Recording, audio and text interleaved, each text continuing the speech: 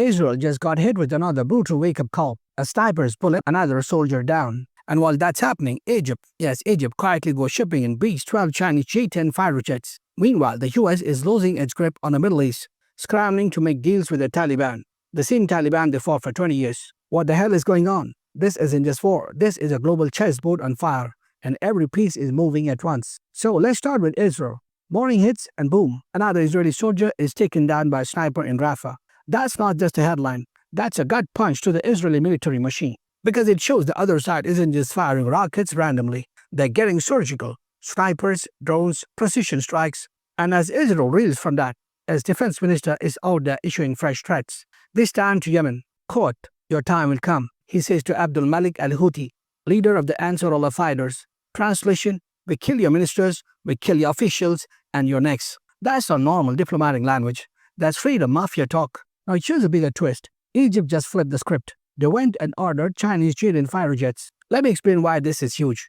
Israel has the US-made F-16s, F-15s, and even the mighty F-35 stealth jets. But Egypt buying J-10s, that's basically saying, we are not waiting on American charity anymore. And remember, just 20 days ago, Qatar did the same thing. They ordered Chinese choppers. So this isn't random. This is a trend. Middle Eastern countries are realizing America's military umbrella is full of holes. And that is a nightmare for Washington. Because the US doesn't just sell weapons, it sells loyalty. If countries stop buying American jets and start buying Chinese ones, the balance of power tilts hard toward Beijing. Meanwhile, what is America doing? Negotiating with the Taliban. I'm not joking, they're literally asking the Taliban if they can come back and use Bagram Air Base in Afghanistan. The same Bagram they abandoned in the middle of the night in 2021. Now they're begging, hey, can you please reopen it? We really need a base close to China.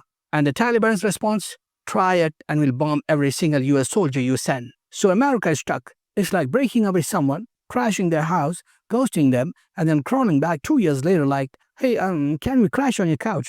This is what decline looks like.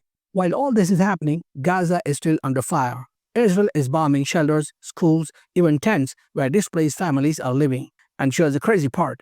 Instead of isolating Palestine, the world is starting to recognize it. Portugal said, we recognize Palestine as a state. Italy, they are pushing sanctions on Israeli ministers. France, Macron says, next week in New York, we will recognize Palestine. Spain, the Prime Minister flat out called Gaza a genocide. This is historic. One by one, European countries are shifting. The same Europe that once looked away is now saying, enough is enough. But while Europe moves towards Palestine, America does the opposite.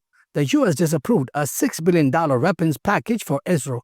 That's 30 Apache helicopters, bombs, missiles, and enough ammo to keep this war going indefinitely. So Israel loses international legitimacy but gains more American firepower. That's the trade-off. Now think about the domino effect. Egypt gets Chinese jets. Qatar gets Chinese helicopters. Taliban threatens the US if they step back in. Europe recognizes Palestine. America arms Israel with billions in weapons. China slaps sanctions on Israel. That's not random chaos. That's a geopolitical earthquake. For the first time in decades, America's grip on the Middle East is slipping, and slipping fast. And what's Netanyahu doing? Blaming Qatar and China. He literally accused them of running a propaganda war against Israel.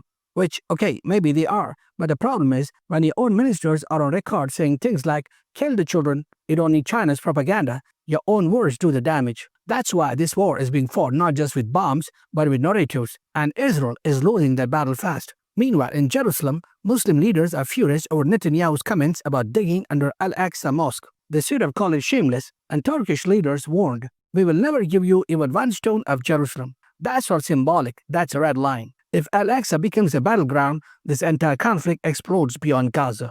And then there's China. China's officially imposed sanctions on Israel. That's new. And they're teaming up with Pakistan. Yes, Pakistan, the only nuclear-armed Muslim country in the region. And guess who invited Pakistan to the table? Saudi Arabia. So let's recap. China, Pakistan, and Saudi Arabia together forming a counterweight against Israel and the US. This is a geopolitical nightmare for Washington. So where does this leave us? Israel is fighting on all fronts. Gaza, Yemen, diplomatic isolation. America is desperately trying to reestablish bases to contain China. Europe is breaking ranks with Washington and siding with Palestine. China is weaponizing economics and alliances. And in the middle of it all, millions of civilians are stuck in shelters, schools, and tents just trying to survive. This isn't just another war. This is the reshaping of the Middle East. For decades, America dictated the terms. Who got weapons, who got recognition, who got crushed. But now, that script is falling apart. The US can still pour billions into Israel, but it can't stop Egypt from buying Chinese jets. It can't stop Europe from recognizing Palestine. It can't force the Taliban to play nice, and it sure as hell can't silence the images coming out of Gaza. So the question is this the beginning of the end of US dominance in the Middle East? Because if it is, this sniper's bullet in Rafah might just be remembered as a shot heard around the world. If you're watching this, stay tuned because this story is evolving by the hour. Drop your thoughts in the comments. Will Egypt's Chinese jets change the balance? Will America really crawl back into Afghanistan? And is the world finally ready to hold Israel accountable? Hit like, subscribe, and share this video because trust me, the mainstream isn't giving you this version of the story.